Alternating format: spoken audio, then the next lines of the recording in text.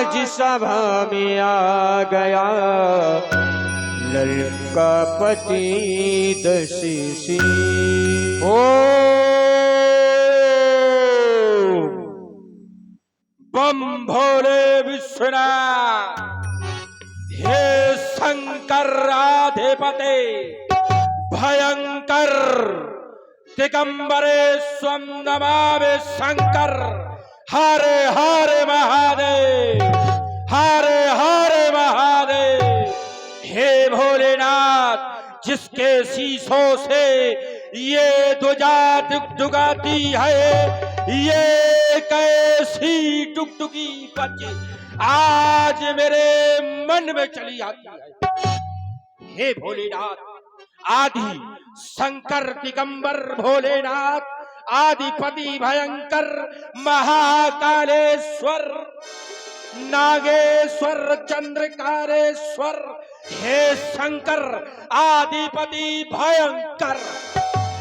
हे भोलेनाथ, नृत्य प्रतिदिन की भांति आज भी आपके मंदिर में अपने इन नयन कमलों को ठंडक देने हेतु आपके मंदिर में उपस्थित होकर आपका गुणगान कर रहा था।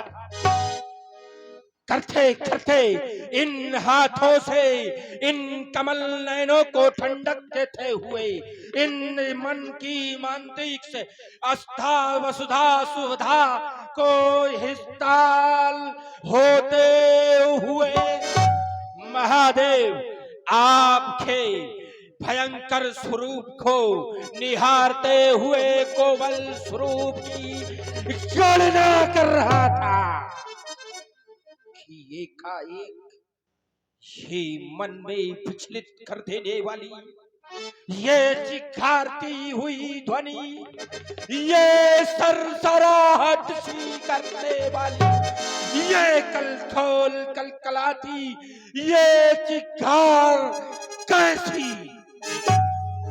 कौन कह रहा शस्त्र संभालो, कौन कह रहा शस्त्र संभालो, पुनः इस धारा, ये पुनः धारा को विजयी बना लो।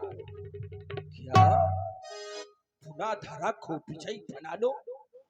लेकिन ये धारा पाताल पिनाक, ये 14 भुवन, ये तीनों लोग मैंने जीते दिग्पाल कहाया हूँ। मेरे भय से ये देवता गण भी कंदराओं में छिप जाया करती है। मैं रावण बड़बंका, मेरी सोने की लंका। लेकिन आज ये कौन कह रहा सावधान? ओह, ये नादान छोकरे, रुक जाओ भाई।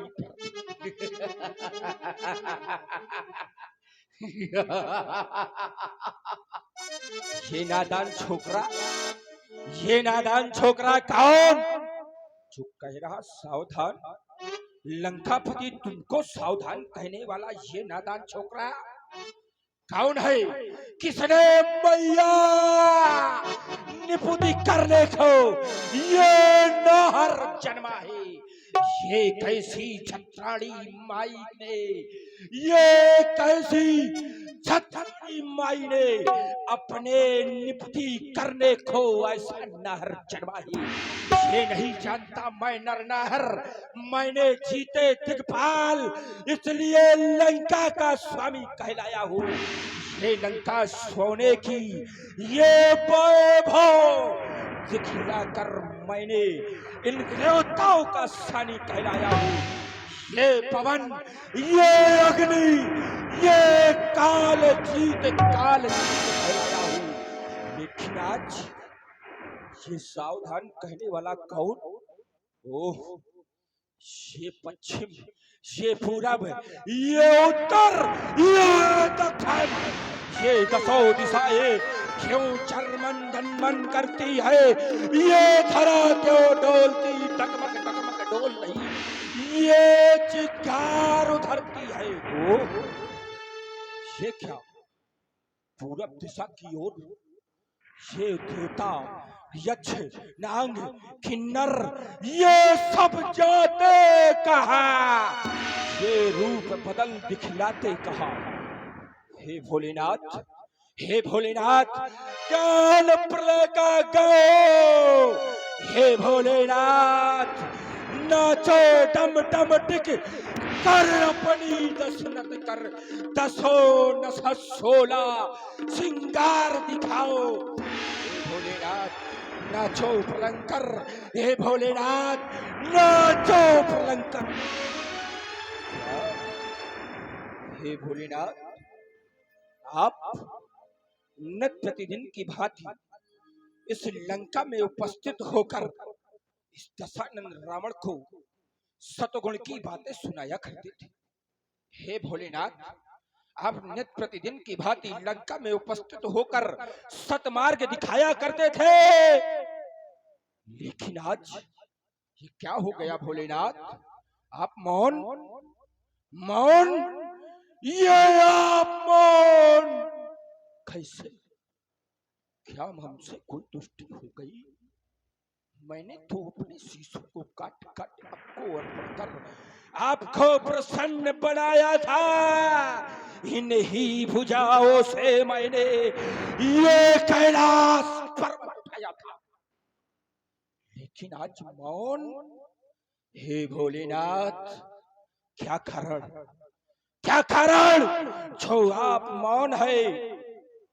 एक भक्त की विपाशा को शांत करना भगवान का कर्तव्य होता है, लेकिन आज उस विपाशा रूपी प्यास को आप शांत नहीं कर सकते।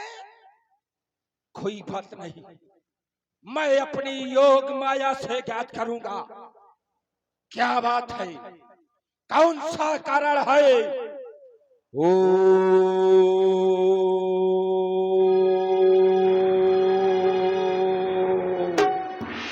नमः शिवाय, नमः शिवाय, नमः शिवाय। ओह, क्या हो गया? लक्ष्य, सीता, आयोजन, धनुष यज्ञ का रचा स्वयंवर सीरज ध्वजने, ये सम्मुख काल मेरा लाने को तो सीरज ध्वज, ये तू नहीं जानता कि मेरा काल इस धराधाम पर नहीं उपस्थित हो सकता। तो क्या वही ब्रह्म आ गया? क्या वही ब्रह्म आ गया जिसे ब्रह्मा विष्णु महेश आदि देवगण भजते दिन रात? क्या वही ब्रह्म आ गया? अगर वही ब्रह्म आया है तो ये रावण छाएगा, दर्शन नहीं करेगा, स्वयं को प्रस्तुत कर देखेगा। अगर वह नारायण है, वह ब्रह्म है, तो फिर भी पूजा अर्चना नहीं करेगा, क्योंकि बोया फूल, ये बोया पेड़ बबूल का तो फूलों की आस नहीं करते। ये तामसी दे दी है, इनसे घंटा घलियाल नहीं बजेगा। जाऊंगा और देखूंगा, अगर वह ब्रह्म नहीं होगा तो उसका शीश यही काट दूंगा। लंका के प्रतहारी हमारा पुष्पक विमान सुसज्जित किया जाए। और अभी आपने महाराज लंकेश ओम नमः शिवाय, ओम नमः शिवाय। जय जय जय शिव शंकर, जय जय जय अखिलेश्वर, जय जय जय भूतेश्वर, जय जय जय शशि शेखर, पार्वती पति हर हर हर महादेव। हे भूत भवन भगवान शंकर, आज आपका यह दास आपके चरणों में अपना ध्यान समर्पित कर रहा था, आपके चरण कमलों का ध्यान कर रहा था, लेकिन अचानक मेरा यह मनमानस उस पावन वसुंधरा की ओर क्यों खींचा चला जा रहा है शिवाकांत, जिस पावन वसुंधरा को हमारे पिता बलि ने दान में दे दिया था। क्या उस पावन वसुंधरा में फिर किसी पापी पाखंडी का अत्याचार, दुराचार या चर्म सीमा पर है? जो वो पावन वसुंधरा ये अपनी भुजाएं फैलाकर ये बाणासुर से दया की ये भीख मांग रही है। यदि ऐसा नहीं तो क्या उस पावन वसुंधरा का, श्रोणितमयी वसुंधरा का कोई कण रक्त से निमग्न होने के लिए ये ललायत हो रहा है? शिवाकांत, हे भोलेनाथ विदित करावे, ये तूफान उठी आधी, ये पत्ते के समदोल उठी क्यों? मेरी अचल समाधि, ये समाधि भंग होने का कारण क्या है? ये स्वर्ण रंध्रों में अट्टहास, ये आज बाणासुर के जीवन पर ये अट्टहास करने वाला ये कौन? किसकी मैया ने ना हर जाया जिसने ये श्रोता सिंह जगाया? अरे ये अपने प्राणों का खौफ न खाया, अरे वो किसकी मैया ने ना हर जाया? बार बार जागो जागो, ये जागो बाणासुर। शब्द की प्रवृत्ति मेरे स्वर्ण रंगों में हो रही है, अट्टहास की ध्वनि सुनाई दे रही है। दृष्टिपात करता हूं तो ये आकाश मंडल में देवता, वो दानव, यक्ष, गंधर्व, ये सभी अपने भेष को परिवर्तित करके ये आज वायुमंडल में भ्रमण कर रहे हैं। ये दसों दिशाओं में उठने वाला ये भूचाल आज मेरे हृदय को शांत कर रहा है। शिवाकांत, अरे ये कौन कर रहा त्रास? किसने छोड़ी जीने की आस? ये कौन कर रहा त्रास? या आदि शक्ति ने शक्ति छोड़ी, या फिर ये वाहन, या फिर ये वाहन ये उनका गुर्राया, या फिर शिव ने नेत्र तीसरा खोला, या पड़ गया उस प्रभंजन का मंद प्रकाश। ये कौन कर रहा त्रास? अत्रहास करने वाला कौन?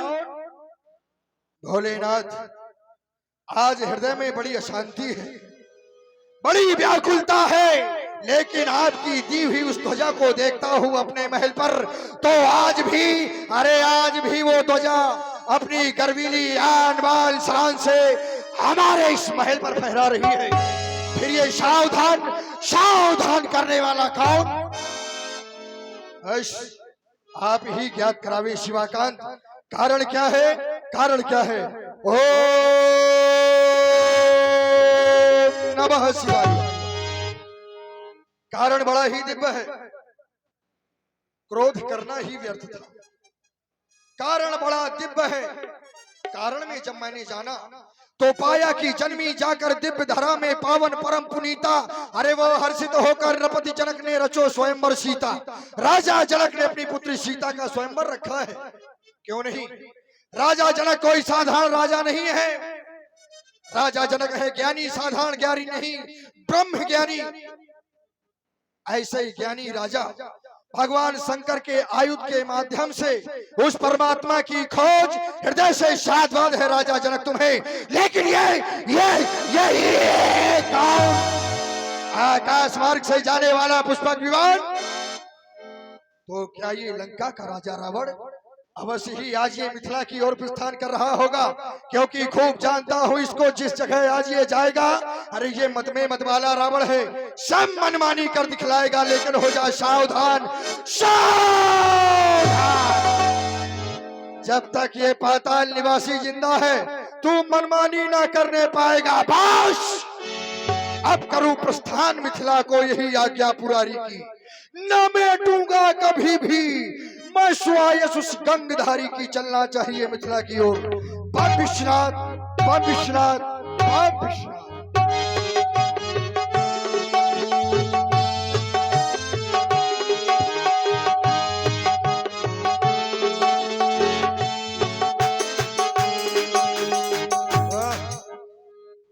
मिथिला पहुंचा देख रहा हूं राजा जनक की सुंदर समाज के मध्य में विमल वेदिका पर स्थापित भगवान शंकर का पावन पिनाक। सर्वप्रथम आप बलिपुत्र बाणेश का प्रणाम स्वीकार करें, साथ ही साथ देश देशांतर से आए हुए राजा महपाल, आप सभी यहाँ पर एक कन्या का विवाह हो रहा है, सीता का स्वयंवर हो रहा है, धर्म का कार्य हो रहा है। राजा जनक के द्वारा विशेष नाम दिया गया है यज्ञ का, और यज्ञ जहां पर होता है वहां पर धर्म होता है। धर्म की रक्षा सभी सनातन व धर्मावलंबियों को करनी चाहिए, लेकिन जो धर्म की रक्षा नहीं कर सकते तो वो धर्म को निर्मूल करने का प्रयास कतई ना करें, क्योंकि बाणासुर का आगमन हो गया है। यदि सीता स्वयंवर में किसी ने उपद्रव करने की चेष्टा की तो फिर सावधान सावधान। आ चुका मिथिला में ये लंका का रणवा का ये लंकधीश, अब किंचित न कुचाल हो पाएगा। ये दशानन यहाँ आया है, अब अधर्म का कार्य न हो पाएगा। हे भगवान भोलेनाथ के पावन पिनाक, हे माता गौरा के हाथों सुसज्जित होने वाले पावन पिनाक, ये दशानन रावण भगवान शंकर के उपरांत आपको सादर प्रणाम करता है, कोटि कोटि प्रणाम करता है। लेकिन आपको इस दशा में देखकर ये दशानन रावण आज सोचने पर विवश हो गया। राजा जनक जिसे विद्वानता यहां तक कि महायोगी की उपाधि दे दी गई, यहां तो सुना है कि गार्गी जैसी महिलाओं को भी संतों की उपाधि से सुशोभित कर दिया जाता है। अष्टावक्र जैसे, सतानंद जैसे आचार्य कुलाचार्य उपस्थित है, लेकिन किसी ने नहीं रोका, किसी ने अवरोध नहीं किया। क्यों? आज सोच रहा हूं कि आज राजा जनक अपनी हट के कारण एक तो आयुध का खंडन कराने पर तुले हुए हैं। तुति बिंदु सोचता हूं एक समय देवताओं में से विश्वकर्मा, जिन्होंने अपनी पुत्री संज्ञा का विवाह सूर्य से कर दिया था, पुत्री से नहीं पूछा गया, तब पुत्री जाकर कष्ट में लिप्त होकर वहां से सूर्यदेव को त्याग दिया, बन बन भटकने को मजबूर हो गई वो संज्ञा। आज वही प्रश्न चिन्ह आज राजा जनक बिना पुत्री थे, बिना जनमानस के सहमति थे, ये कौन सा कार्य करने जा रहा है? सावधान, अगर जो भी आयुध को हाथ लगाएगा वह रावण जीवन भर उससे बैर निभाएगा, जीवन भर उससे बैर निभाएगा। सावधान। बड़ी ही सुंदर समाज थी। मैं जानता था अवश्य ही, क्योंकि ऐसे व्यक्ति का आगमन हुआ था जो स्वभाव से ही दुष्ट है।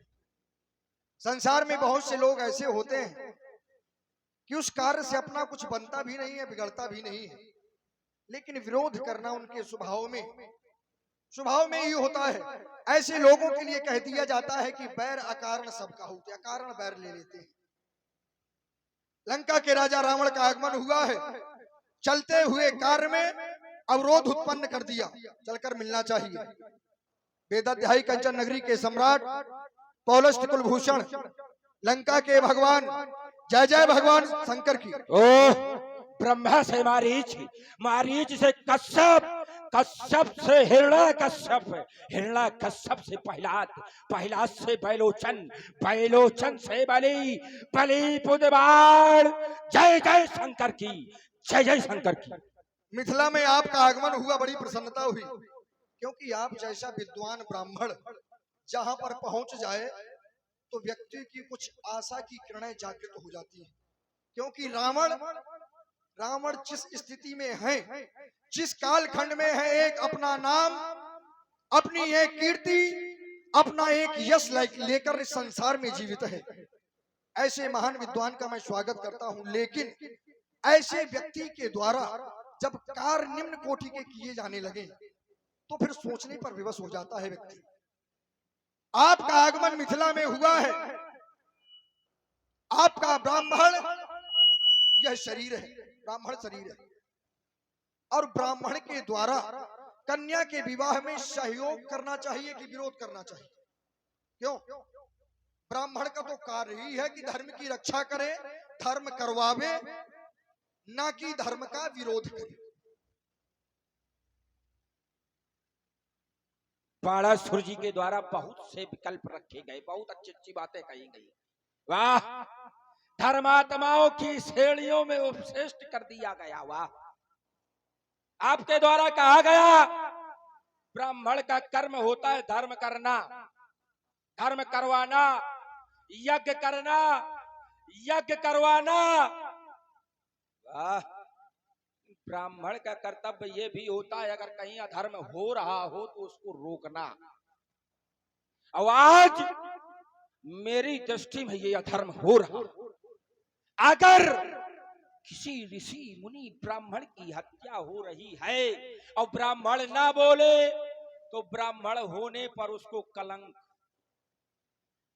और आज यहाँ एक ब्राह्मण ऋषि की हत्या, इसलिए हम बोले भाई ये भी तो अधर्म है। यहां तक कि हमारे द्वारा बहुत से धर्म कार्य कराए भी गए, और यहाँ तक कि ये कह दिया जाए कि धर्म को स्थापना करने हेतु हमारा जन्म हुआ।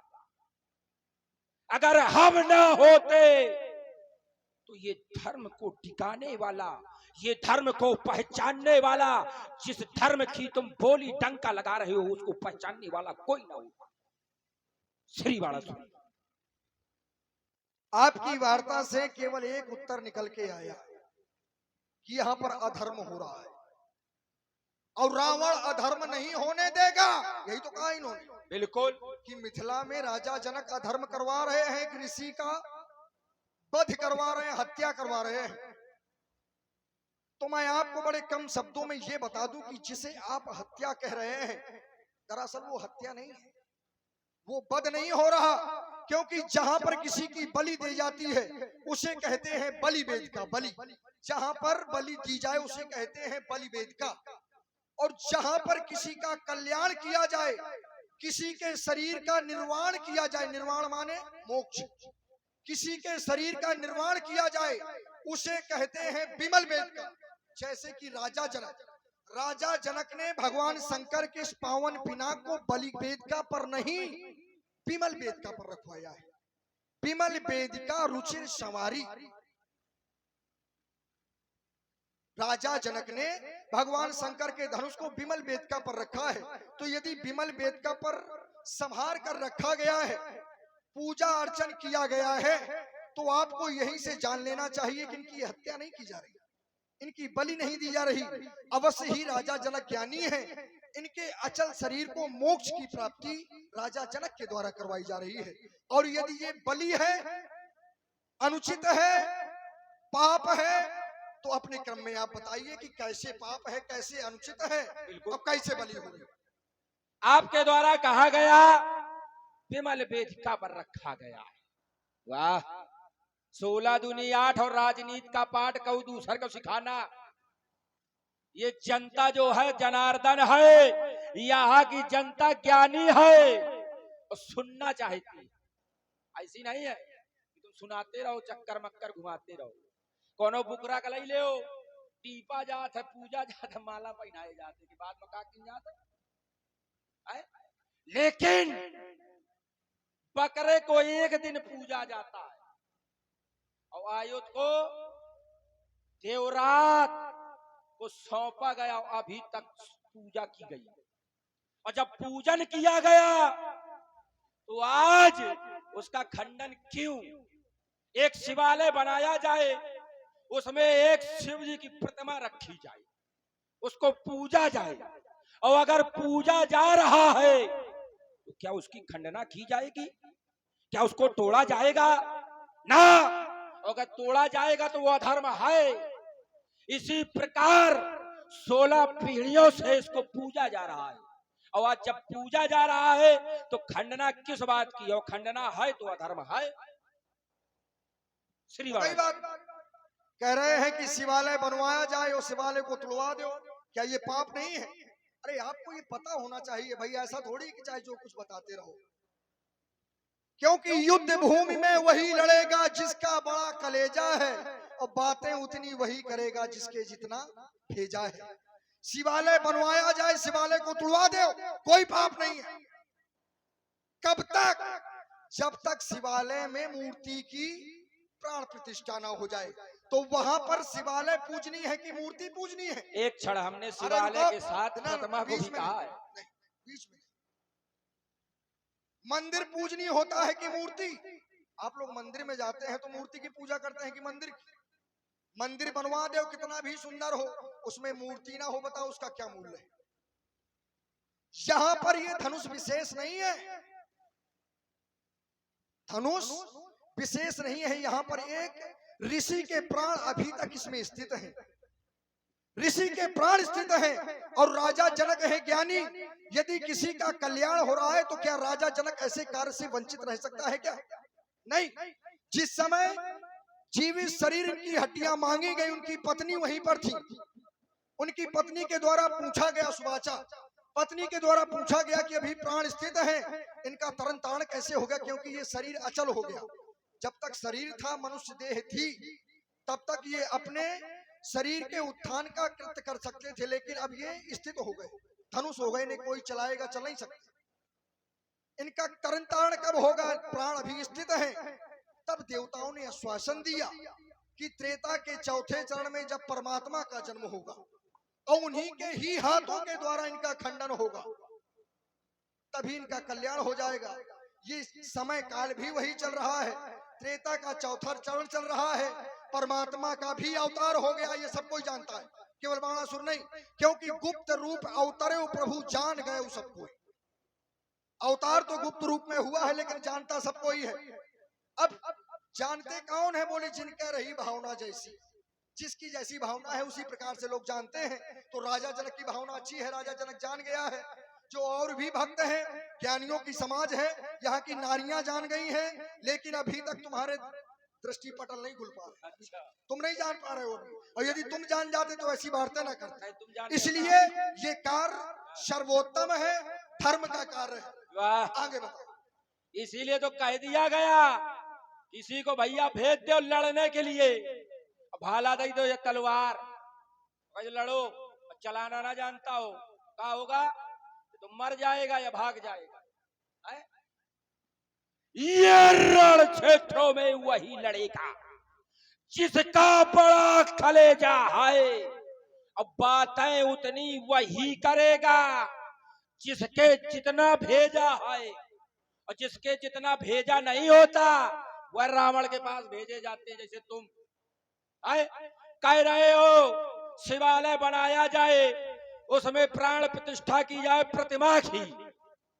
हमने क्या कहा था? शिवालय बनाओ, प्राण प्रतिष्ठा करो प्रतिमा की, और प्रतिमा तोड़ दो तो क्या अधर्म है? तुम्हारे द्वारा कहा गया कि वह ब्रह्म है।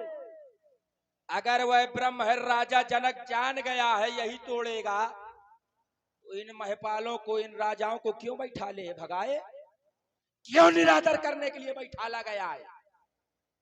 और अगर जान गया है और मान गया है, भाई इन राजाओं को बैठाने की पूर्ति कर रहा है क्या? दिखाना चाहता कि यही है भैया देखो, और इनका निरादर कराना चाहता है ना।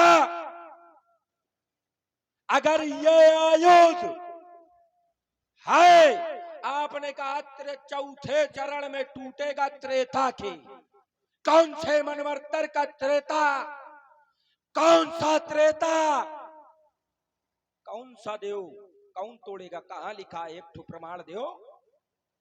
ऐसी बातें लंबी लंबी ना फेंको भाई। कौन सा त्रेता होगा, कौन से मनवंतर का त्रेता होगा, कौन तोड़ेगा, ये अभी विलुप्त है, संक्षिप्त में है, लेकिन उसको उखाड़ा नहीं गया। कौन तोड़ेगा, कौन सा त्रेता होगा। अरे तो ये तुम्हारे समझ में थोड़ी आएगा ना। अब सुनो। अच्छा, तुम्हारे समझ में आ गया। अरे बिल्कुल, काहे? क्योंकि इसको देखने के लिए, इसको समझने के लिए अच्छा, तुमने देखा बड़ा है? व्यक्ति को शुद्ध प्रबुद्ध होकर। तुमने देखा है? अरे इधर सुनो, देखो ये लप लप ना करो बीच में, सुनो। केवल हम तुमको इतनी देर से झेल आ रहे हैं। अच्छा, देखो, यदि परमात्मा का ये धनुष है भगवान शंकर का, और भगवान शंकर कोई साधारण नहीं है। कह रहे हैं कि यदि राजा जनक जानता है कि धनुष को कौन तोड़ेगा, तो इन राजाओं का अपमान का है। अच्छा, अपमान किसका होता है? क्या राजा जनक ने किसी को बुलाया है का? पूर्वाहर सर सरित सुहाई, कछुक भूप उतरे तह जाई। नगर के बाहर राजा आए, वहां रुक गए। राजा जनक ने किसी को कुछ नहीं कहा। व्यवस्था है, सेवक है। राजा क्यों आए? देखो बीच में नहीं, परेशान हो जाओगे। राजा जनक ने किसी को व्यक्तिगत किसी का कोई स्वागत नहीं, लेकिन राजा जनक जिसको जानता है उनकी व्यवस्था क्या है? तो बोले सुंदर सदन, सर्वप्रथम सुंदर सदन। और ये सुंदर सदन क्या है? सुंदर सदन मिथिला में क्या कोई साधारण है क्या? सुंदर सदन कोई साधारण नहीं है। बोले सुंदर सदन में निवास कौन करता था? तो बोले सीय निवास सुंदर सदन, जहां पर सीता का निवास है, और जहां पर सीता जैसी सुकन्या निवास करती रही हो। राजा जनक ने कहा, बेटी अब कुछ समय के लिए आप अपनी माता श्री के पास रह लो, क्योंकि कुछ ऐसे अतिथि आ गए हैं जो कि केवल इसी के योग्य हैं। मेरी मिथिला में कोई ऐसा स्थान नहीं है जहां मैं उन्हें बिठा सकूं, जहां मैं उन्हें ठहरा सकूं, तो ऐसे विशेष स्थान पर उन्हें रख दिया गया। इधर हो गई। जब, अरे इधर सुनो, वैसे कैसे होगा? अब ये तुम्हारे बस का विषय नहीं है, इसको केवल सुनो। इसके बाद में जब वहां से आए तो बोले सब मंचन ते मंच एक सुंदर विशद विशाल, मुनि समेत दो बंधुवर बैठा रे महिपाल। राजा जनक ने यहाँ पर भी उत्तम व्यवस्था। अच्छा, और रुक ले, ये दो व्यवस्था जानने की। तीसरी, यहाँ की नारियां, यदि प्रजा के लिए कहा गया है कि पुरनर नाट सुभर